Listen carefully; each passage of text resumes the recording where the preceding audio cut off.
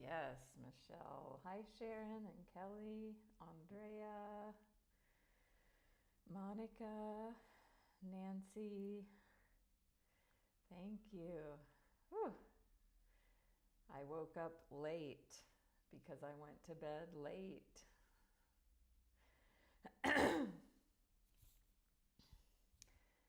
Who else's life looks like this? This is my microphone cord.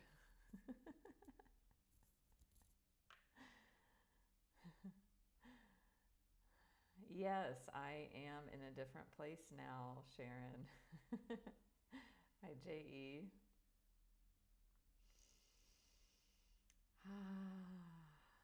Okay. Arriving here. So we're double live streaming because I'm in a better place with better Wi-Fi. And how many of you, and I know the answer because I already see so many, but how many of you have been following me for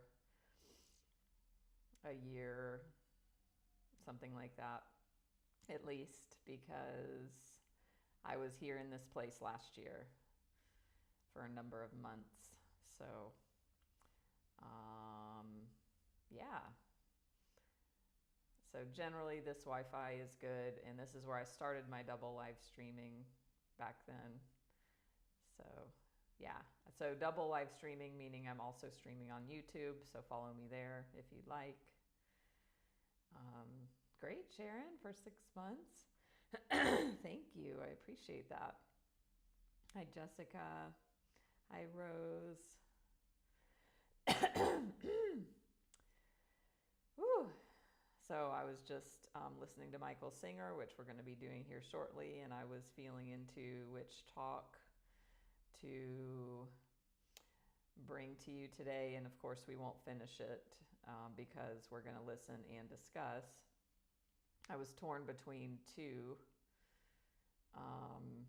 and they are about commitment to the spiritual path. So this is really important. And if you don't know, most of you know, I'm a spiritual life coach and Reiki Master Teacher. And in coaching, you know, there's a lot about commitment in life coaching. Intention, commitment, goals, accountability, support. So that idea appeals to me a lot. So I want to bring you, the name of this talk is called Your Highest Intention, Self-Realization. Let me just make sure and pull it up. Okay. Yeah. I'm just going to get it ready here on my phone. Singer in modern class founded in action. Okay. Excuse me. Hi, Duchess. Hi, Tony.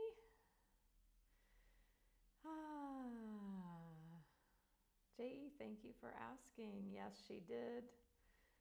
My, my whole family is in that area. I'm not sure about my mom's power, but for the hurricane, for those who don't know, my family is south of Asheville, which was hit the hardest and very devastating. So, yeah, love and healing and peace going out to that part of the world. And many of you know I will be in the U.S. So in a month from yesterday, I will be landed there.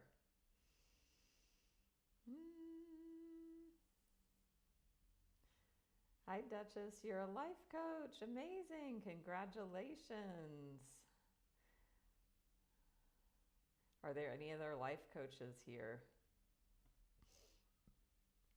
I'm just curious. I'd love to have a chat with you about that. I'd love to hear more, Duchess. Thank you, Sharon. Michelle, also a life coach.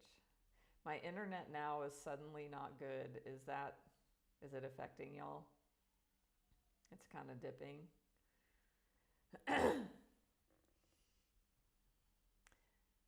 If so, I will turn off the double live streaming, and then I'll just screen record and upload it as a replay. So we'll handle it.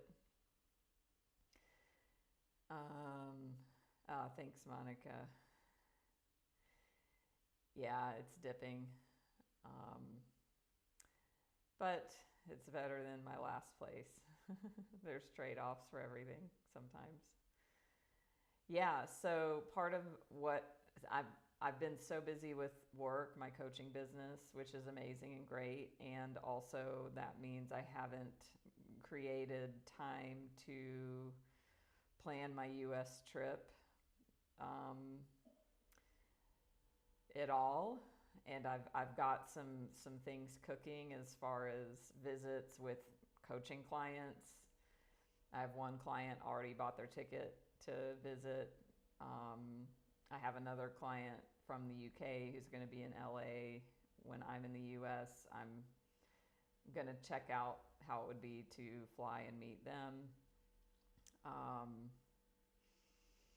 I want to go to Michael Singer, so this is why I'm bringing this in, and I've had some discussion with a few Insight Timer community members about going to Michael Singer together, and so I'm going to be checking into that hopefully this weekend, and visiting Michael Singer's place in Florida, in Gainesville, Florida. So super, super excited. And I've only got a month there, so it's going to be full on. I haven't been in pretty much 6 years, because, yeah, aside from 9 days in 2019, it's been 6 years. Oh, awesome, Sharon. One of my life coaches that I have as my coach lives in Naples. Yeah, so I'm not going all the way down there, though. Florida's a very long state. I used to live in Orlando.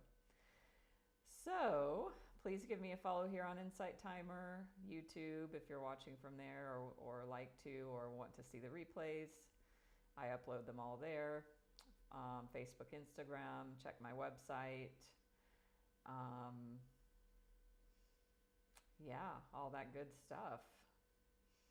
Send me a message if you feel called. I offer services also in Reiki, Ancestral Clearing, tarot readings. I have a tarot scheduled after this. It's always fun. So, who all has not heard of Michael Singer? Number one. Because we want to get that out of the way. Oh, shoot, I forgot to change my microphone thing. Hold on, this will be better. Okay, this should be a better microphone source. Anybody not heard or doesn't know who Michael Singer is?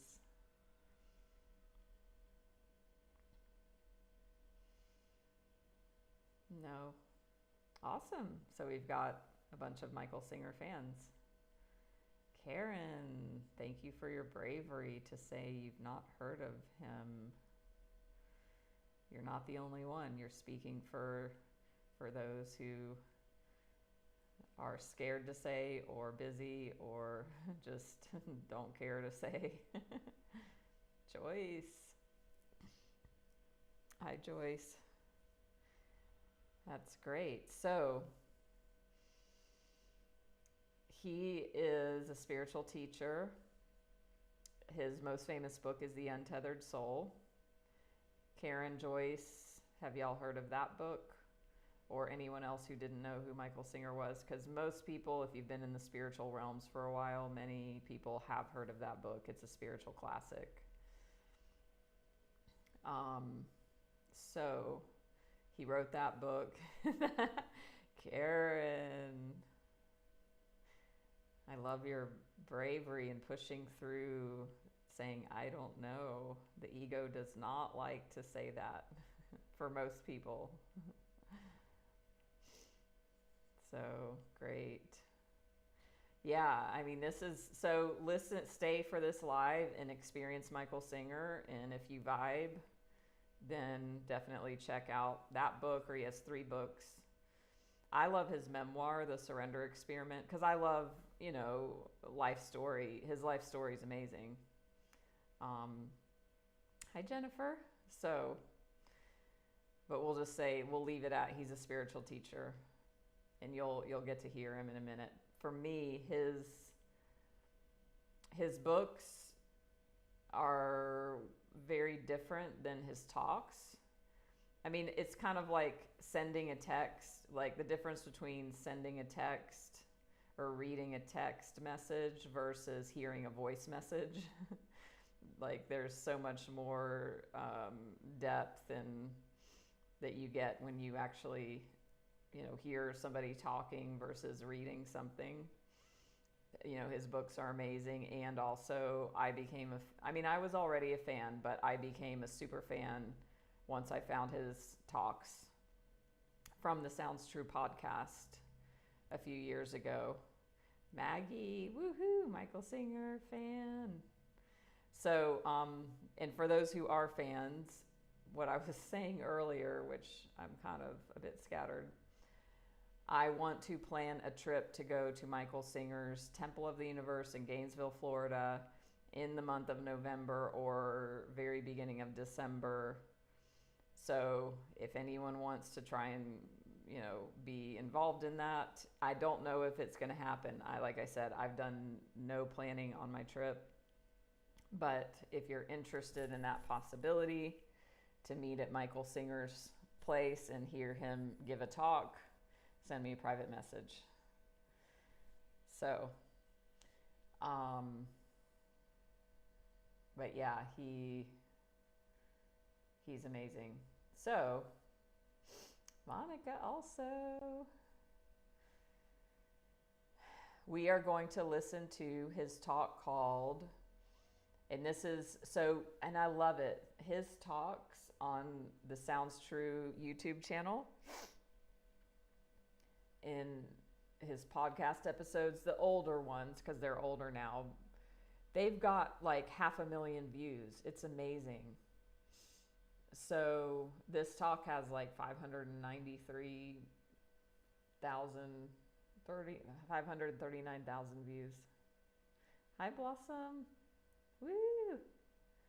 Ooh, Maggie, I love that. Yeah, I was saying that one's my favorite, because to hear how he went through life and how he surrendered and just what happened, it's mind-blowing what happened in his life because he surrendered and because he was committed to his practices, his spiritual growth.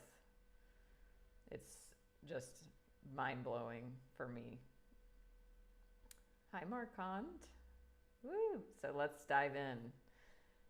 And so the way we do this is I just play the talk until I want to stop it and make a comment.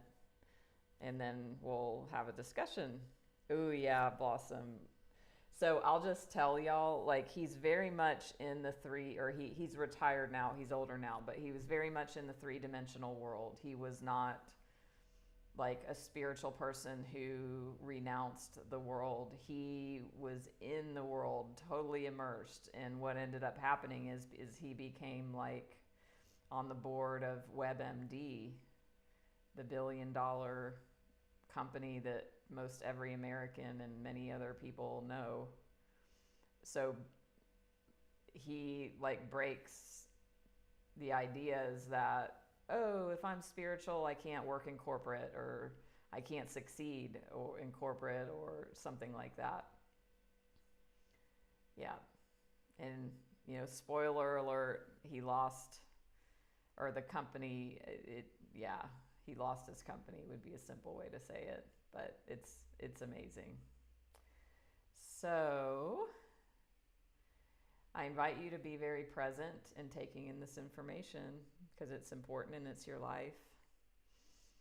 And our attention is, our most valuable currency is our attention and what we're paying attention to. So I invite you to be with this. I want to make sure. Okay, great.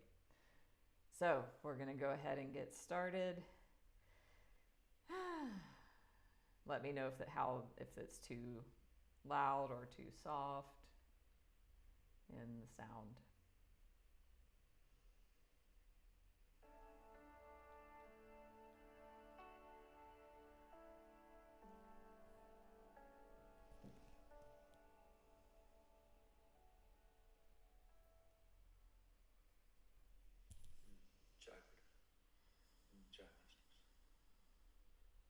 It's almost as though every word in our language has many different levels. And some of them are very, very spiritual. The levels, not the words, the levels. It's like love. Somebody once said, love can be the greatest trap or the greatest liberator. When love is an attempt to satisfy need lacking, it is a trap. When love is something you find within yourself that makes you whole and complete and is not contingent or dependent upon anything or anyone, then it is a liberator. So here you have the same word. One has a human concept and the other a spiritual one. Everything's that way. So we're going to take a word, the word intent. If you take a young lady out, your father might say, young man, what are your intentions? So that's one use of the word intent. But we're going to use the Buddhist meaning of the word intent, which is very, very deep. Perhaps it's the deepest thing we can talk about. People worry about what clothes they wear. People worry about what food they eat. People worry about renouncing and not renouncing, and family life versus monastic life, and all these different things confuse people when they're on the spiritual path. All that matters when it's said and done is intent. You live inside. You have will. You will use your will all the time. You use your will all the time. Everything is an act of will. Your body would just sit here. You move it. You move the arms. You move the mouth. You move the vocal cords. You move your feet. That's an act of will. You have intention when you do these things. Will and intention go hand in hand. The intention is behind the will. The will is the force that carries out the intention. People don't know they have will. They know they have there are different forces in this world, wind, electromagnetism, gravity. They understand these forces. They can use petroleum, gas and stuff to run engines, and then it creates activity, it creates action. Will is the force that you have inside that you use all the time. The trouble is, it's so easy to use that you don't know you're doing it. It doesn't take anything for you to use your will. When you are speaking, like I'm speaking now, there is so much going on. It's unbelievable, physiologically and mentally. Thoughts are forming, your vocal cords are moving, everything is happening. It doesn't happen by itself. It happens because you will it to. If I decide suddenly to stop talking, it stops. If I decide to continue, it continues. All right? It does whatever I will it to do. All right? That is true. Your arm sits. Right? A force at rest will stay at rest unless a force causes it to change. Right? Well, my arm is at rest. What caused it to come up? Will. I don't understand how we missed this. All right? It didn't do it by itself. The arm did not decide, the nerves did not decide, the muscles did not decide to all of a sudden do what they need to do in order to lift in the air, did they? I decided. And I used an act of will, the force of will, to cause that to take place. How do you assert your will? Do you have to type it into a keyboard or use a mouse and click on icons to tell it what you want it to do? No. All you have to do is intend it, and it takes place. Pretty neat. That's how deep intention is. Intention is behind will. All right? Period. So when you intend something, it takes place inside. Your will is strong enough to do anything within yourself. I'm not saying your will can move mountains. For you, within yourself, and that's what I want to talk about.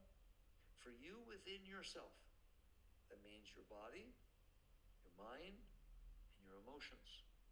That which is emanating from your heart, that which is emanating thoughts from your mind, and all activities of your body. They're within the domain of your will. You are in complete, utter control of those functions, even the metabolic ones. I can't do it, you can't do it, but great yogis can do it, all right? There are great yogis. Doesn't mean they're great, meaning enlightened, but they have these powers, all right? Be careful. Don't go following everybody because they can do this, all right? They literally, they bury themselves, or they have somebody bury them, and they stay buried for days with no air, no food, no anything. And scientists have hooked up probes, different monitors, and they let that happen. And the yogis got buried, and the monitors showed that the metabolic processes went way below anything that basal metabolism says. They had to redefine the term basal metabolism because yogis could do this. It went that far below what they said would keep you alive. So you have this ability. Master Yogananda, when he first came to America, to wake people up. He'd stand on a stage like Carnegie Hall. He used to teach at Carnegie Hall in the late 20s, right? He'd stand on the stage with a turban on his head. He was a yogi, all right? And he'd stand there and he'd call two doctors up. Any doctors in the audience? Yes, come on up here. Take my pulse. One, you take the pulse, you take the pulse, right? They get the pulse, right? Pulse can be the same, both wrists. He says, now, both you together, take the pulse. Totally different. He could change his pulse rate at will from one arm to the other, not at the same time, right? The doctor measures at the same time. It's just, you have amazing abilities. We don't hone them, we don't build them, and you don't need to. But just understand that in here, you are in control. Gandhi had phenomenal control of his body. He changed the world by doing what he did. He let them beat him, crack his head, and this, that, and put him in jail, and didn't eat and fasted. It had the ability to transcend the physiological stuff. So you in there, you have tremendous will. Some people say to me, oh, Mickey, I don't have strong will. That's not true. You haven't exercised it. You haven't built your abilities to utilize your will. Everyone has total will over everything going on inside, over your thoughts, over your emotions, and over all physiological things within yourself. That is the nature of the indwelling soul. It is omnipotent in relationship to itself. Do you understand that? Okay? I'm not telling you to develop these powers. They're called siddhis. Yogis develop siddhis, right? There's no reason to do that. But I am telling you that if you are living within yourself and your mind is driving you crazy and your emotions are causing you trouble and your body is not healthy because of the food you eat or because of this, that, and the other thing, right? You are not subject to that. It is absurd to allow that to take place. Sit there and say, I'm smoking, and I know I shouldn't be smoking. I'm getting sick. I'm starting to get pre-cancer type stuff, but I can't stop. That's absurd. I'm sorry. Okay, I'm sorry to tell you. That's absurd. That's like saying, nothing wrong with you. My arm is here. Every once in a while it picks itself up. There's nothing I can do about it. That's not true, all right? It's just simply not true. So what do you mean you can't stop smoking? You understand intention right here. Okay, I feel the urge to smoke. Of course you do. You're a smoker. You have a habit. It's called a habit. So you have both a physiological and a psychological habit that when you get uncomfortable, your mind starts bothering you to get a cigarette, doesn't it? Or a drink. I don't care what it is. It's bothering you. It keeps talking about it, and it keeps saying it's okay. You can get it. Just one doesn't hurt you. And it does that. Yes or no? right? That's what it means to have patterns, neurological pathways as you carve in your neurons, right? You have pathways that are going to start generating thoughts like this. And you have physiological urges because they stick all that nicotine in there and it's addictive physiologically, all right? And so there's this discomfort. And therefore the discomfort physiologically and psychologically urges you to do something about it. And therefore you go and you do these things. Do you have to? Of course not. Of course you don't have to. That's ridiculous. If you went there and tried to grab the cigarette and all of a sudden somebody said to you, not only does that one have the Surgeon General's poison skull and crossbone on it, right? But that one's laced with arsenic. You'll put it down. I'm just going to get this straight. You're going to put that thing down. You say, I want another one, all right? You had the ability to put that down. There is no way you are telling me, and I won't believe you if you say it because I know it's not true, that you do not have the ability to not take that cigarette out that says arsenic laced, put it in your mouth and light it and say, I knew I shouldn't, but I just couldn't help myself. You can help yourself. You can help yourself if you intend to. If your intention is, I don't want to smoke that, you are not going to smoke that. If your intention is, I wish I didn't want to smoke it because I know it's not good for me, but I really want to smoke it, you will smoke it. Told you I would tell this story when I was doing prison work.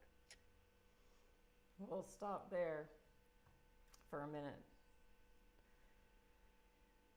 He covered a lot in that section, and he's about to tell a funny, amazing story. So don't leave now. What? Tell me the wow, Sharon. What's wowing you? Your will is too strong. So is it too... what are you using your will for? Right? I love the smoking example. So it's about...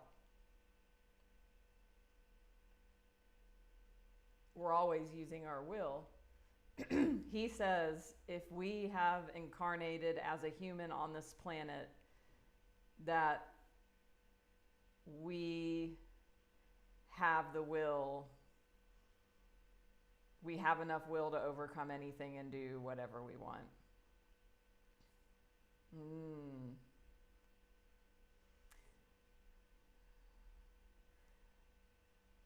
Will is human and intention is spiritual processes. Can you explain that? I get it. And I love this example of smoking. Who here is an ex-smoker besides me? Or who else here is an alcoholic and a drug addict that's recovered besides me? Or a sugar addict that's recovered besides me?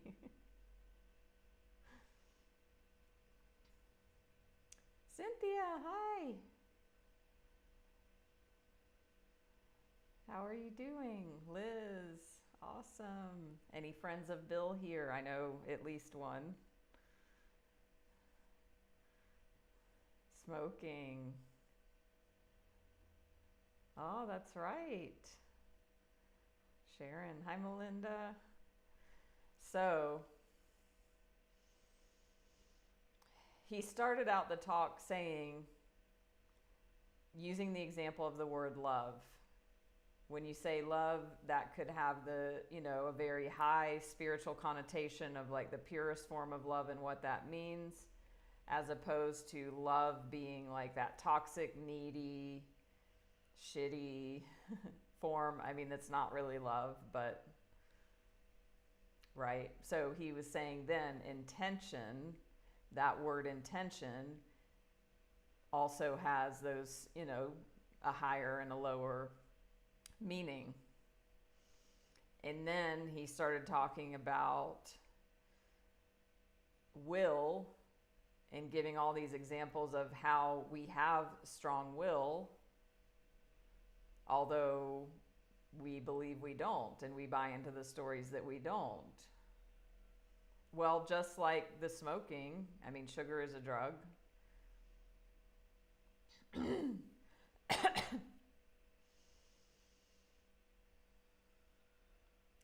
My internet says it's bad.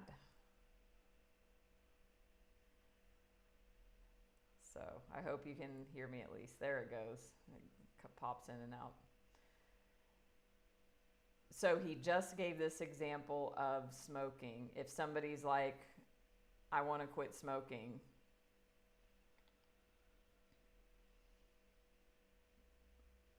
but then they smoke. They say they can't help it or they can't do it. And he's basically calling bullshit on that. He's being very, like, I call Michael Singer spiritual tough love. Because he calls bullshit.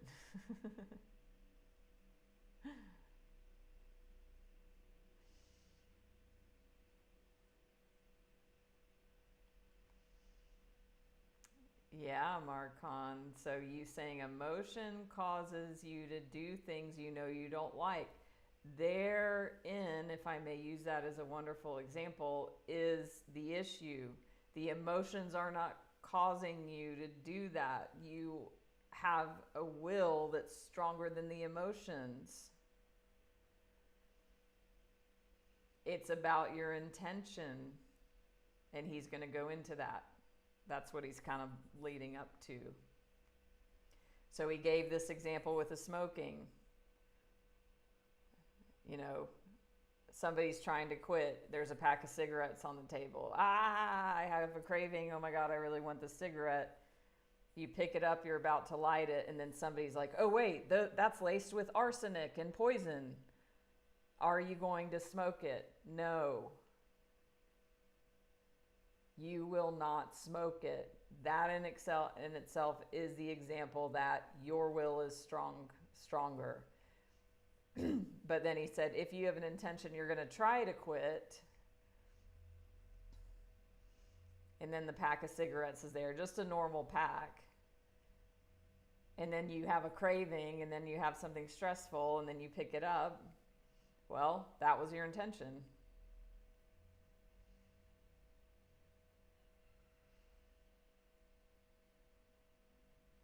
So, I mean, I've been clean and sober off alcohol and drugs over 25 years. I haven't smoked in 23 years. Well, I actually have had some drags of cigarettes over like a handful of times, but I haven't smoked a cigarette in 23 years.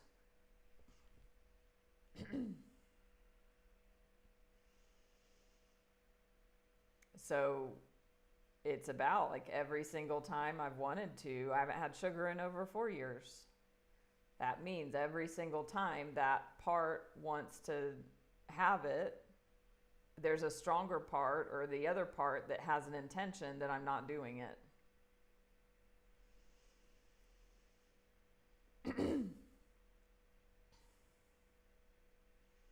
So he's about to tell this story. So he did prison work for 30 years. Every week, I think he went into maximum security prison. So this story is one of my favorites. Y'all are going to love it. He's hilarious. Michael Singer. And this is, the smoking example he just shared and this example he's about to share. These have stuck with me since the first time I heard this episode 2 years ago or whatever.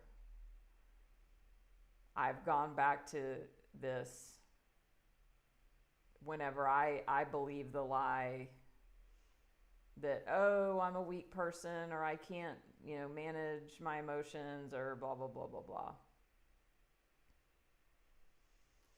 So listen up to this continuing here.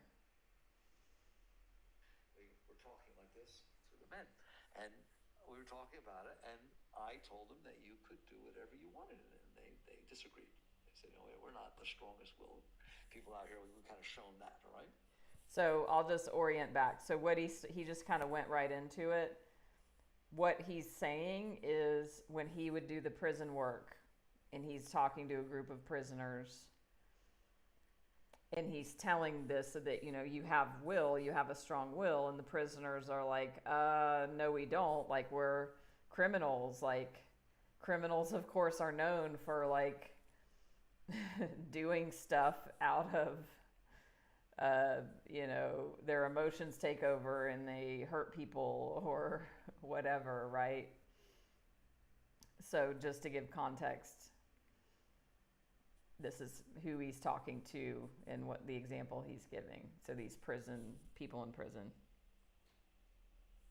And so being men that were locked up in maximum security prison, they were there for life.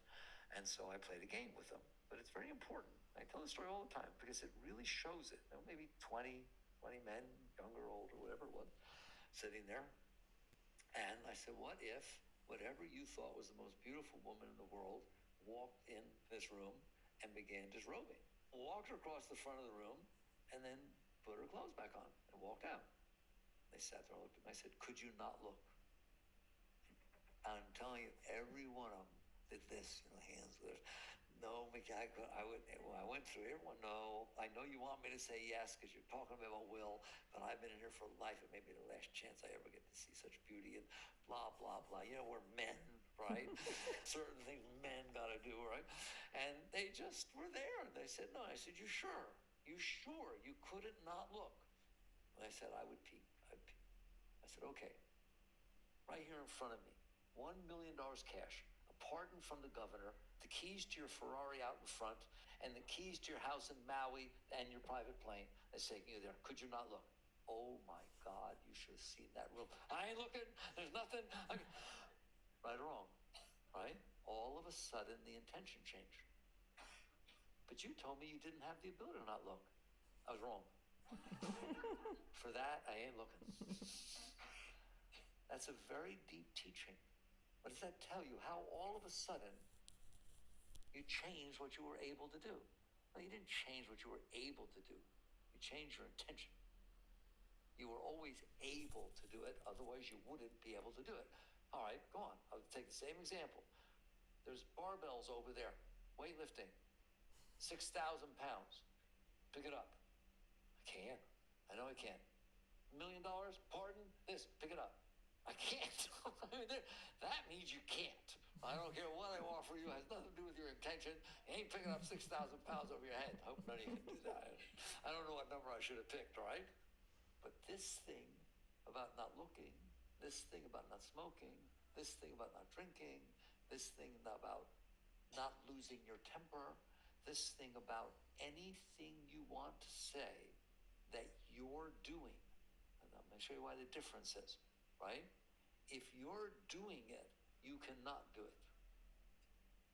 There's not a single thing that you're doing that you cannot not do. That makes sense to you? Why? Because you're the one who's doing it. That's as simple as that. You're the one who's finding the cigarettes, taking it out, putting it in your mouth, lighting it, and inhaling. You're doing that. Just don't do one of those, you'll stop smoking. All right? So the answer is the only thing that's missing here is not will. The will is capable. Anger is a stronger one. You don't laugh so much with anger or jealousy or something like that, that all of a sudden this is coming up inside of you. You say, well, I have a problem with anger. I don't want to give into it. Then don't. And it's tough. You hear me? Let me finish, right?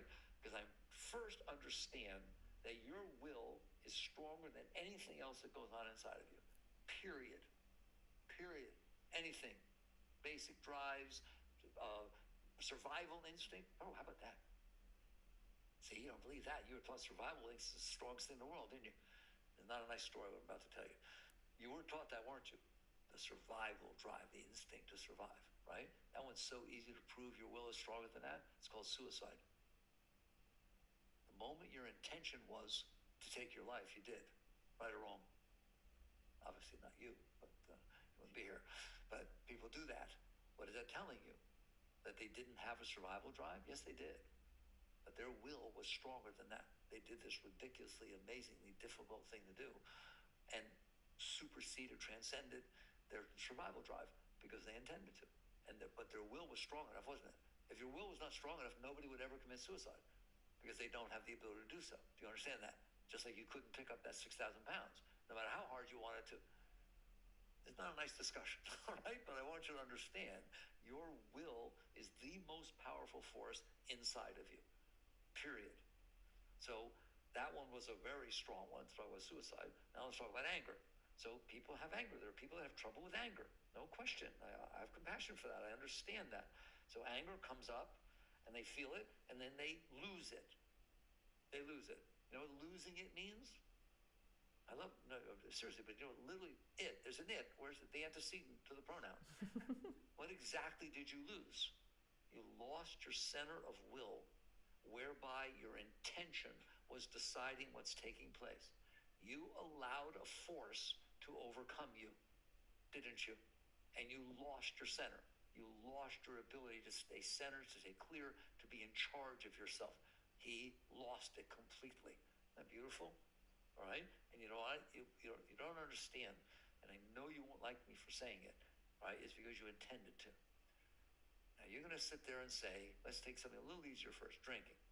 So you're trying to stop drinking, you do your AA stuff, you do everything like that, and you've got your chips for 6 months, a year, whatever the heck it is, because your intention was, I'm not going to drink. That's the only reason you did it. I don't care what they did for you. You better have that intention. That intention stayed strong enough so that when one of your drinking buddies said, hey, come on, we're going to socialize with a few of our friends. Where are you going to go? We're just going to go to Harry's bar. You don't have to drink. And you said no. Why? Because that was your intention. Your intention was not to drink. I'm telling you that when you're going to fall off that wagon, there is a moment in which your intention wavered. Otherwise, you would just kept saying no. There's a moment in which you said, social drink, it's not going to hurt anything. Right? I feel lonely. You changed your intention. It makes me cry to say it because people don't want to hear this. You had to have changed your intention. Because if you were strong enough for the first year, you're strong enough for the second year. If you have the ability to make good choices and say no when you're confronted with something that is tempting or driving your habits, if you could do it even once, then you have the ability to do it. But your intention changed. It wasn't as strong. Like I said, people don't like this talk. Why? Because it puts the burden exactly where it belongs, on you. So basically, if you fall off the wagon, I took drinking, anger is harder for people, but if you fall off the wagon, I'm telling you, it's because at some point, your intention wavered. It didn't have to be at that moment, it was too late, but at some point, your intention wavered. Because if your intention didn't waver, and you were not drinking for a year, you would not be drinking ever again, period. That's what changed, was your intention. Do you know that? Do you watch that? Do you see that? Do you see that all it takes is one thought, just one thought, okay, at one moment of, well, it's not going to hurt to socially. There it is. There it is. You didn't listen to that thought before. Not that it wasn't there, right? But you didn't listen to it before. Your wife says she's going to leave you. You know, your kids don't want to talk to you anymore. This is your last shot. Okay, no, I'm not going to drink ever again. And I mean it. You do mean it. That's your intention at the time. You let something slip in, thoughts, that change your intention, that slightly change. No, she's not going to find out. It's not going to hurt anything. All right? And that slips in, and your intention, do you know what I mean? Don't blush. The intention changes, doesn't it? Right or wrong, right? Have you ever let go of your intention? Good. Having a nice talk, aren't we? All right? You did that purposely. You made that decision. You did that. And you allowed your intention to change because you wanted a rush, you wanted experience, you wanted something. To me, it is equivalent to you're driving a car 70 miles an hour on the highway. You got your hands on the wheel, you're paying attention, 70's fast, it's crowded, LA Expressway, and all of a sudden, your mind sat there and said, just let go of the wheel and jump in the back seat. What a rush. I'll bet no one's ever done that before. Maybe they'll put you in Ripley's. How long you can go in the back seat without touching the wheel. I don't know what your stupid mind's going to say. It says stupid things, right? The question is your intention strong enough to just not listen to that stupid thought, right? It's not a problem that you had the thought. I've talked to you, giving you a different talk today. I've talked to you plenty of times where your stupid thoughts come from. They're not divinely inspired, okay? They're your garbage puking up inside of you. They're all your suppressed junk, right? You had a big fight with your husband. I'll show him. I'll show him how much he needs me. I'll let go of this wheel. So people do weird things.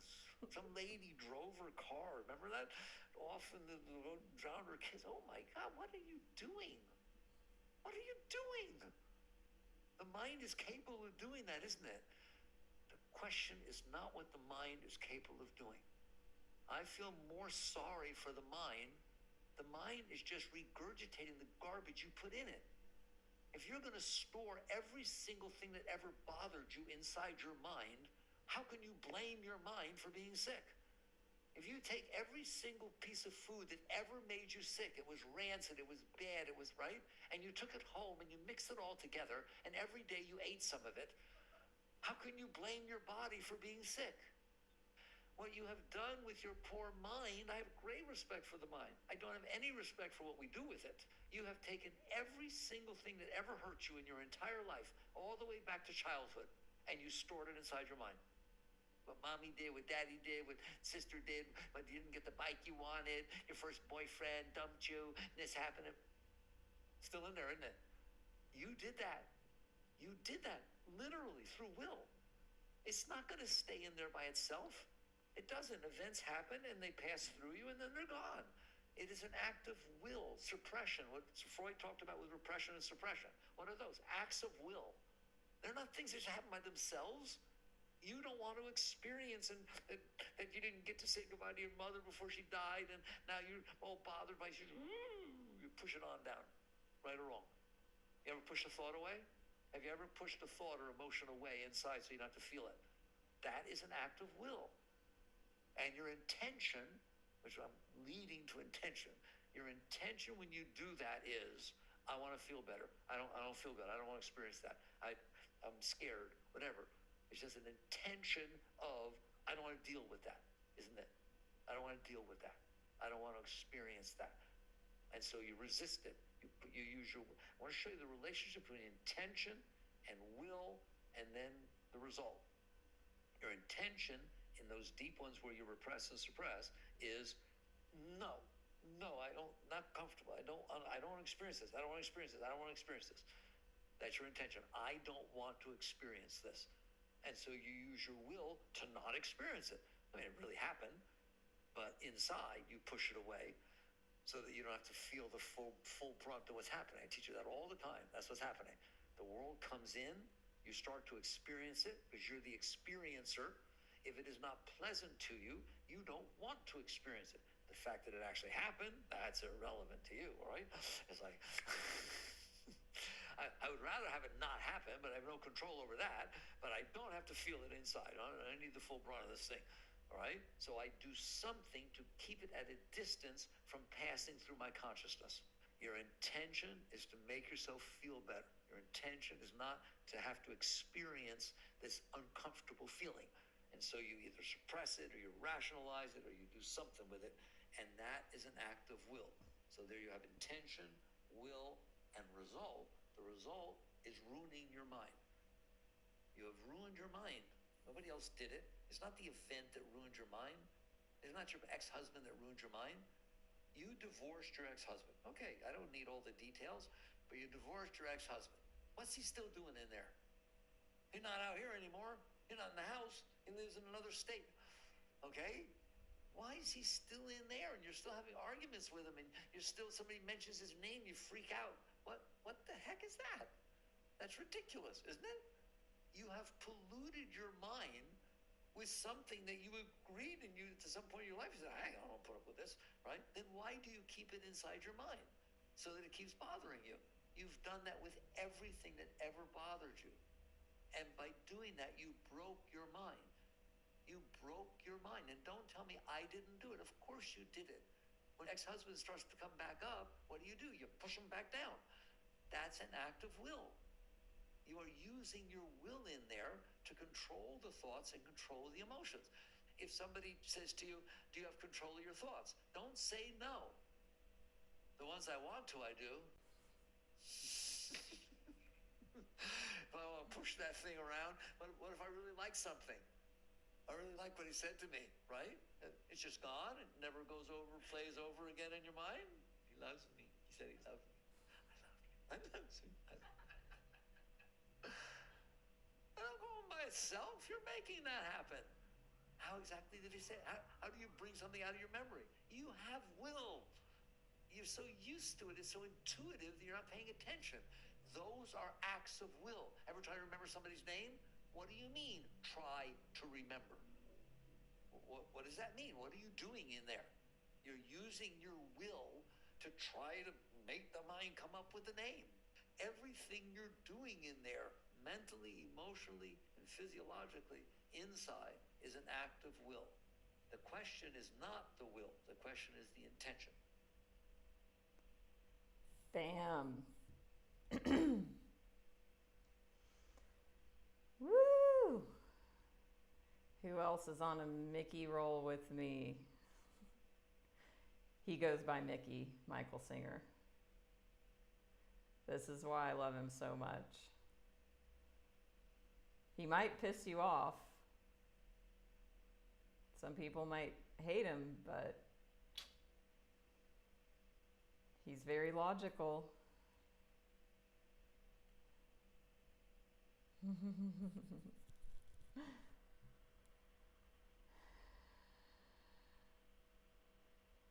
Hi, Jesse. Yes, Michael Singer.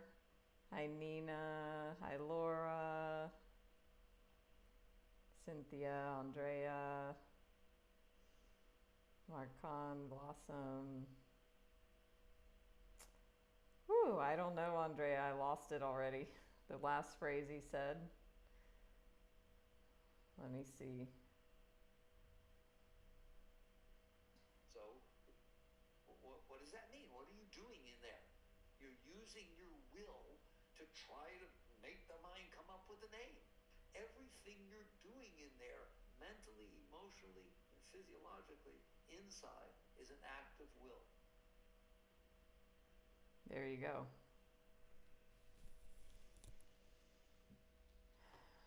So he's built up this, he's building a foundation of ideas here. As he's talking this talk, he was talking about quitting drinking. He was talking about who all loved the example of the prisoners. And he asked them, they're all life in prison guys. If a beautiful woman came in the room, like your most tempting example of whatever that is, and took off their clothes and then walked across the room, would you not be able to look?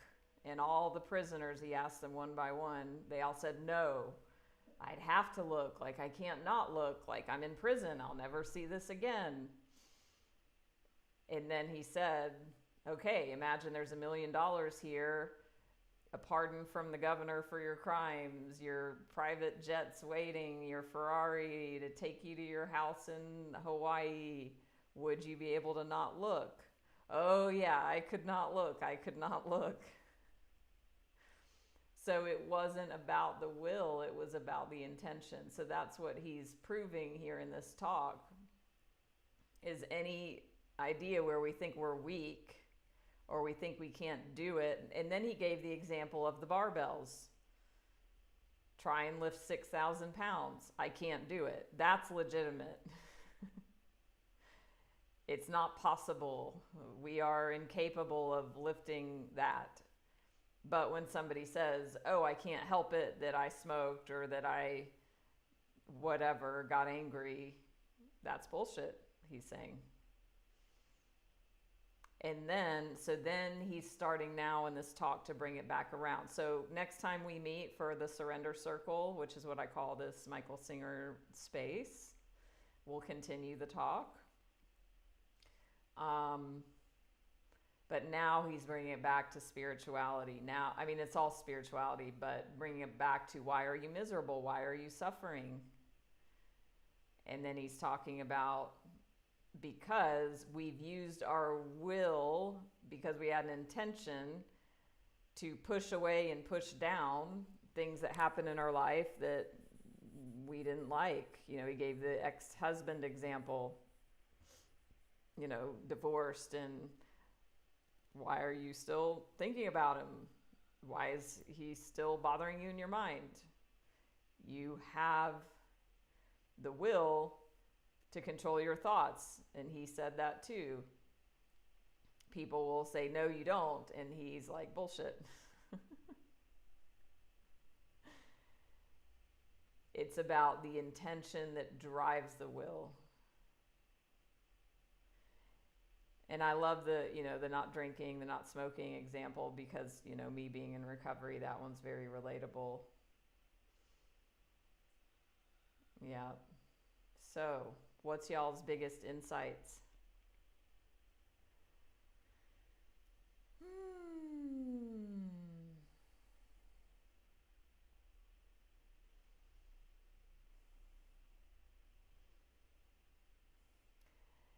Yeah, so that's a great point, J.E. What about that? What would Michael Singer say to that? I mean, he does talk about that, not in those, like, from that, in that exact way, but what he talks about is, if you start practicing relaxing and releasing, if you stop just allowing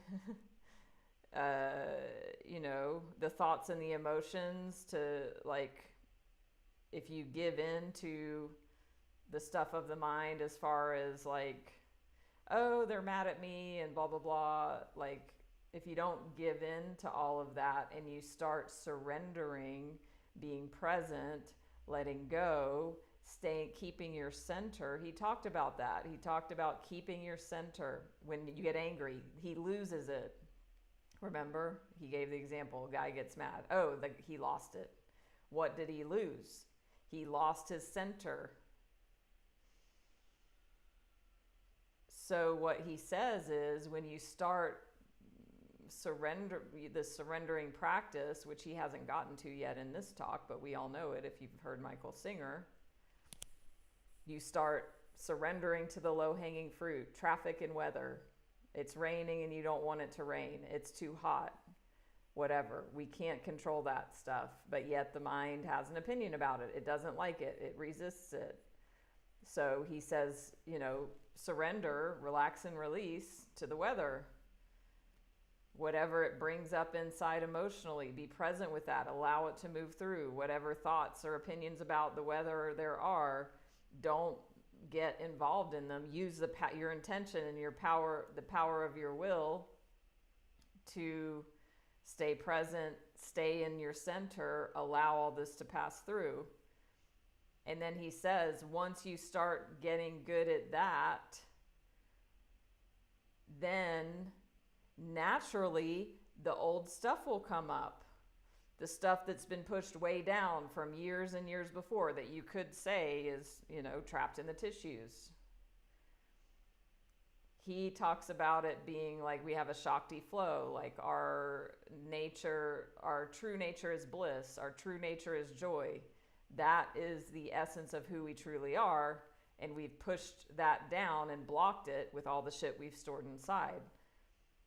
So when we start allowing, relaxing, releasing, surrendering to the small stuff, then he says naturally the old stuff is going to come up, and that would be what could be looked at as the suppressed emotions, the things, you know, stored in the body, and that we have full capability and will to do that. It's just our intention is not strong enough. So we're going to close up here in a minute, but I want to tell a powerful story from my own life I told months ago about this. Because I fall into the trap. I fell into it the other day. I don't remember what was happening, but I was in my thoughts and in emotions. And I remember having the thought, like, this is too powerful. Like, I can't surrender. I can't do the Michael Singer thing. Like, it's too hard. That's bullshit, is what he says. It's not like, okay, it's the same thing. Somebody wants to give me $1 million to not get trapped in my thoughts, I'll do it. So it's not about ability, it's about intention and commitment. But yeah, I just was like, I don't have it in me, is the story my mind said. Then I believed it. And I let myself just get spiraled down into my emotions, I remember. But it's not true. My intention was not strong enough. So I was in Sri Lanka earlier this year, and anybody that's lived or traveled in Asia knows how driving is in Asia. And I was a passenger taking a trip, and the driving was scaring the shit out of me. And it was going on and on and on. And I mean, I did my best, but whatever. I didn't do my best because I didn't have a strong enough intention, as Michael Singer would say. But I remember I was in the back seat. I moved to the back seat, and I just was like praying and crying and terrified. And I remember having this moment of like, this is it. Like, this is the time to do the singer work. This is the time to surrender. If I'm not going to choose to stop the car and get out, which I didn't choose that. I chose to continue even though I felt that way. So I made the choice to continue in the car. And I had it took all the power of my will, I swear to you. It took this mustering of my will that in my recent memory I can't recall ever doing. So I remember I just was like, okay, here it is, Natalie. Become present. Come into the breath, come into the body. The mind was going crazy. The heart was going crazy.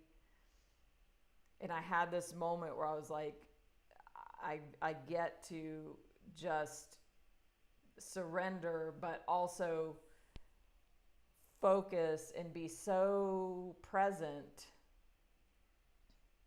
and just be in as much presence as I could, because in presence there's no story. There might be emotions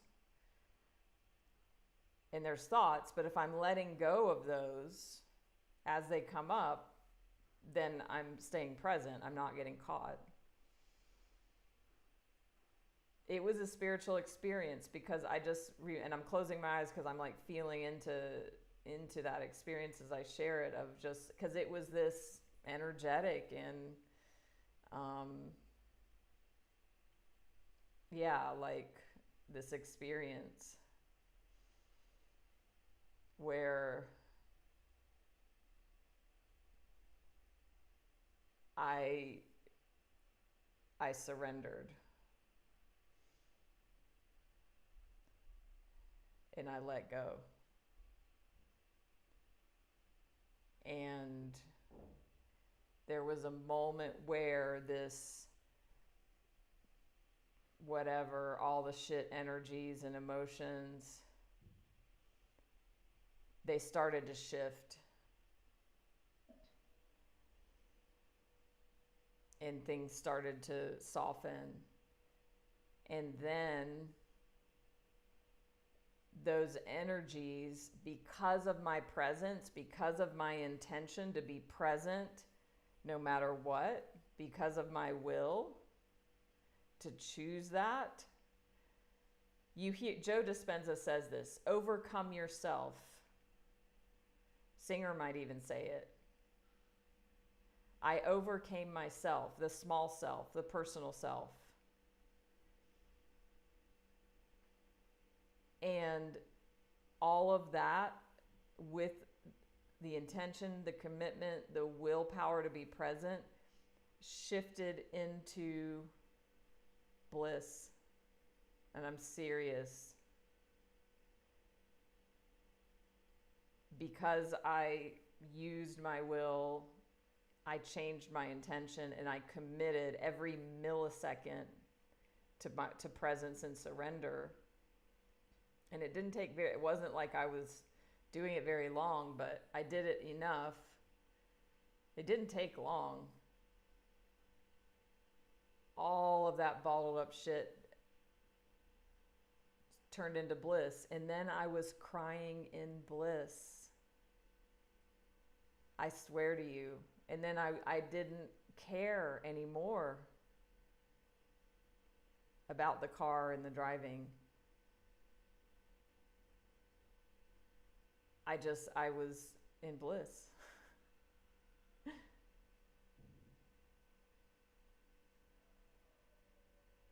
Well, J.E., that's what I said. Did you hear me say? I chose to stay in the car. I owned that choice. I knew I could have stopped the car. I chose not to. For my own whatever reasons. So I made the choice to stay. And if I made the choice to stay, then I had two options: be freaked out or do my spiritual practice, which I did.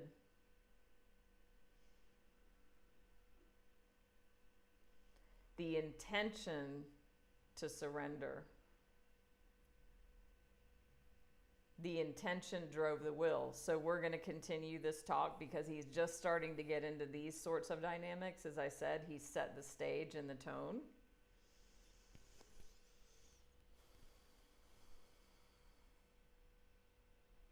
I mean, there's not a good, bad, right, or wrong with it, J.E. Yeah, I mean, I could have chosen to leave. I could have surrendered to that. Yeah, and I chose not to. A lot of people would say, like, oh, I didn't make a choice or I didn't have a choice. That's why I'm very clear on my words. I chose that experience because I chose to stay in it. And I could have chosen to surrender, to say stop, and I'm finding another way. I didn't choose that. So then I got to choose with what I chose, be with what I chose.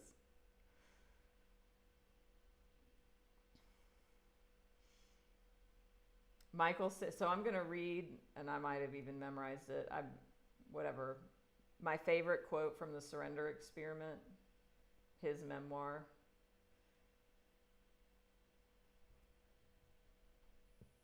Hi, Anna. Yeah, sometimes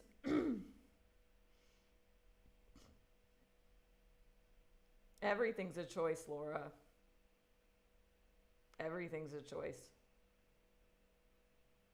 That's the essence of this talk. And I'm not here to convince, but from what he's saying, this is what he's saying. So, Surrender Experiment. By that stage of my growth, I could see that the practice of surrender was actually done in two very distinct steps. First, you let go of the personal reactions of like and dislike that form inside your mind and heart. And second, with the resultant sense of clarity, you simply look to see what is being asked of you by the situation unfolding in front of you. What would you be doing if you weren't being influenced by the reactions of like or dislike? Following that deeper guidance will take your life in a very different direction from where your preferences would have led you. That's the clearest I can explain my surrender experiment, and it became the foundation of both my spiritual and worldly life. So, first step to surrender. Let go of the personal reactions of like and dislike that form inside the mind and heart. Second, when you let go, you have that clarity. you look to see what's being asked by the moment unfolding in front of you. If you weren't being influenced by like or dislike, what would you do? So I was very much in dislike of that experience. It's not about if I choose to get out of the car or not. Like, that's kind of secondary to, am I like getting to surrender, releasing personal reactions, and then making the choice. Honestly, if I would have surrendered before that moment, I would have gotten out of the car. But my people pleasing and just like, it would have been difficult to be stranded on the side of the road and find something. It was easier to just stay in the car. So that was a preference that led me to stay. So I'm good to go now. This was amazing. You can catch the full replay if you missed any of it on my YouTube. I'm double live streaming, so this will be in the live section. I'll also put this in my Michael Singer playlist. I have playlists on there of my live streams, and I have them in topics. Most of them are just in like a general, like the Saturday Night Lives are in the general live streams, but like this one and the ones that are specific, I've made specific playlists. So we will continue this talk. If you want a link to this audio that I've played, send me a message. It's called the Michael Singer Podcast, Your Highest Intentions, Self-Realization. And we will continue. So don't forget to follow me if you haven't already. Give a donation if this was helpful. And thank you for the donations that came through. Thank you so much. I will see y'all in like 24 hours-ish. We're going to do cards. Oh, last night I did a reading and the person got the King and Queen of Cups. I was like, dang, I've never seen that. Like, woo. Anyway, so we're going to be doing that tomorrow. And, yeah, thank you everyone for the discussion. I'm not here to convince anyone of anything. And also I'm here to challenge your thinking if I feel to. You know, that's what I do also as a life coach. And yeah, so I love it. I thank you all for your participation. Michael Singer isn't for everyone. That's why I call him Spiritual Tough Love. So check out his books. Surrender Experiment, his memoir, Untethered Soul, Living Untethered. And stay tuned for my scheduling, and we're going to finish this. So we've only got, we've gotten about halfway through this one. I also have a playlist on YouTube of the talks that we're doing these on. So we've done a couple already. So I'm going to add this talk into that playlist, so also you can access it there. So thank you. Hi Sophia, Cynthia, sending love to you and everyone. Namaste.